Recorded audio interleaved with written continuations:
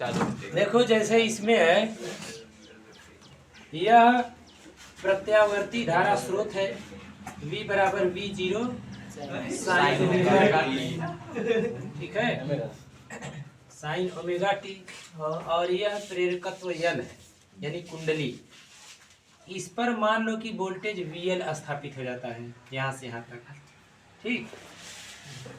तो ये बताओ कि जब तुम किसी कुंडली में किसी धारा स्रोत से जब इसको वोल्टेज देते हो, किसी स्रोत से, विद्युत स्रोत से जब इसको वोल्टेज देते हो, तो इसमें धारा का मान जब आएगा, जब धारा इसमें आएगी तो धारा धीरे धीरे बढ़ना शुरू होगी ना।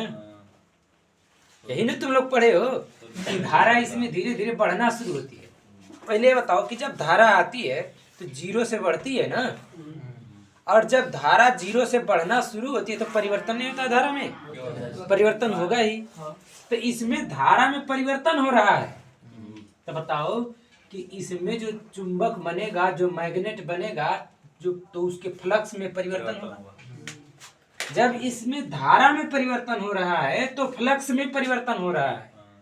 बात समझ में आ रही है? तो जिस समय इसमें धारा परिवर्तित हो रही है उसी समय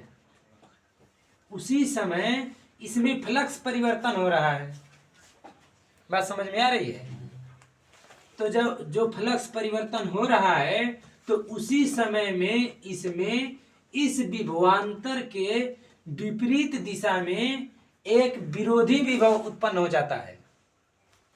तुम नहीं जानते हो? E बराबर होता है माइनस d∅dt। फैराडे के विद्युत चुंबकीय प्रेरण नियम से पढ़े हो। E बराबर माइनस d∅dt।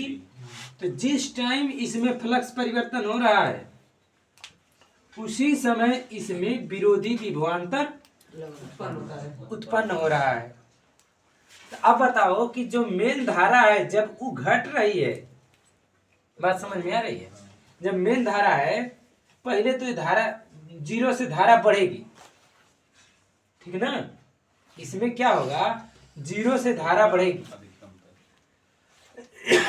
तो इसमें फ्लक्स परिवर्तन होगा, और जब इसमें फ्लक्स परिवर्तन होगा तो इसमें एक विरोधी विभवांतर उत्पन्न हो जाएगा।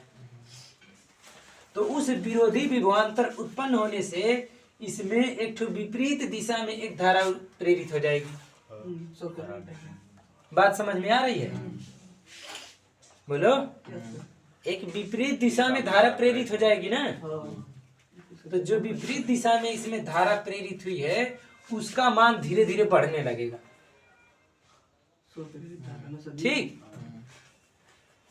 जो कि इस धारा के विरोध करेगा वो।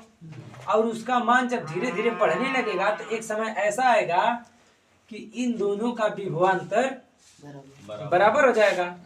तो इसकी जो धारा प्रवाहित हो रही थी विपरीत दिशा में वो अधिकतम हो करके रुक जाएगी।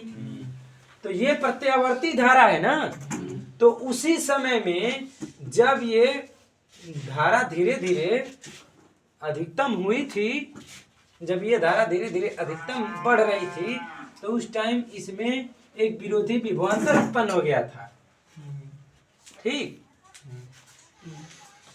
तो इसके कारण एक विपरीत दिशा में धारा प्रेरित हो गई थी। अब ये धारा धीरे धीरे बढ़ना शुरू होगी तो इसके कारण जो वोल्टेज है, जो वोल्टेज इसको दिया गया है, जब वो धीरे धीरे घटने लगेगा, ठीक है, जब वो धीरे धीरे घटने लगेगा तो फिर इसका जो फ्लक्स परिवर्तन हुआ था, बढ़ा था, अब वही फ्लक्स परिवर्तन अब घटेगा, ठीक है ना। वही फ्लक्स परिवर्तन अब घटेगा। तो जब धीरे धीरे फ्लक्स परिवर्तन घटने लगेगा, फ्लक्स रेखाएं, तो इसमें इसके मतलब वोल्टेज जैसे आ रहा था तो उसके समान कला में इसमें फ्लक्स परिवर्तन होगा तो धारा की दिशा विपरीत हो जाएगी। बात समझ में आ रही है? यानी कि वोल्टेज से धारा लीनियर नहीं चल रहा है, ठीक है ना। वोल्टेज से इसमें धारा क्या है, 90 अंश पश्चगामी है। जैसे ही वोल्टेज इसको दिया गया तुरंत इसको तो वोल्टेज मिल गया, बात समझ में आया? मगर धारा का मान धीरे धीरे बढ़ेगा तो यहाँ से फ्लक्स परिवर्तन के कारण इसमें विरोधी धारा उत्पन्न हो जाएगी, तो उस धारा को घटाने का प्रयास करेगी इसमें बहने वाली धारा। ठीक है, तो धारा इसके वोल्टेज से 90 अंश पश्चगामी हो गई। अब वोल्टेज अग्रगामी धारा से 90 अंश अग्रगामी है। ठीक है, वोल्टेज धारा से 90 अंश अग्रगामी हो गया। मैं इसमें धारा का मान बढ़ना शुरू होगा, जैसे मेन धारा जो इसमें प्रवाहित हो रही है, तो जब जीरो से बढ़ना शुरू होगी इसमें धारा, तो इसमें विरोधी विभवांतर उत्पन्न हो जाएगा। ठीक, जो इसके विभवांतर का विरोध करता है। बात समझ में आ रही है? तो जब इसमें बहने वाली धारा का मान धीरे धीरे बढ़ेगा तो जो विरोधी विभवांतर है इसके विभवांतर को घटाने का प्रयत्न करेगा। इसका मतलब कि इसका जो विभवांतर है वो अधिकतम से शुरू हुआ है। बात समझ में आ रही है? जब धारा जीरो से बढ़ना शुरू हुई है तो इसका वोल्टेज अधिकतम से शुरू हुआ है, कम होना शुरू। हाँ, अधिकतम से कम होना शुरू होगा। तो देखो, अधिकतम से वोल्टेज का मान धीरे धीरे कम होना शुरू होगा और धारा का मान धीरे धीरे बढ़ना शुरू होगा।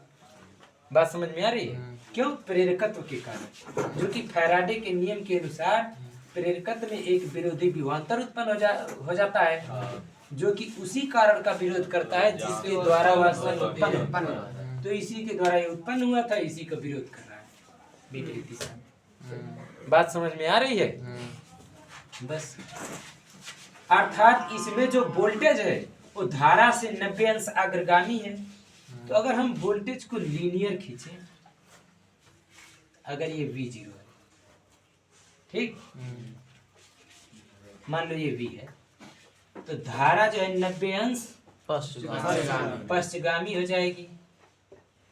या हम इसको ऐसे भी लिख सकते हैं, धारा को लीनियर कीजिए। वोल्टेज जो अगर ये V है, ये I है, तो ऐसे भी लिख सकते हैं कि धारा से वोल्टेज 90 अंश अग्रगामी, चाहे वोल्टेज से धारा 90 अंश पश्चगामी है, दोनों बात एक ही है। बात समझ में आ रही है? इसमें किसी को कुछ पूछना है? नहीं? बनाओ। अर्थात V बराबर V0 sine omega T plus voltage अग्रगामी है ना, प्लस 90 अंश, और I बराबर हो जाएगा I0 साइन ओमेगा टी। या ऐसे भी लिख सकते हो, V बराबर V0 साइन ओमेगा टी और I बराबर I0 sine omega T minus 90 या π/2 भी लिख सकते हो 90 अंश के जगह पे। ठीक है, तो देखो, चूंकि हम जानते हैं V/I इक्वल टू R होता है।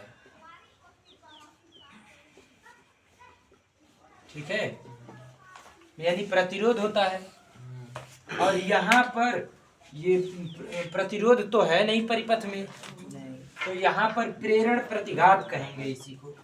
ठीक है ना, इसलिए यहाँ प्रतिरोध है नहीं, इसलिए हम V/I या V0/I0 को प्रेरण प्रतिघात कहते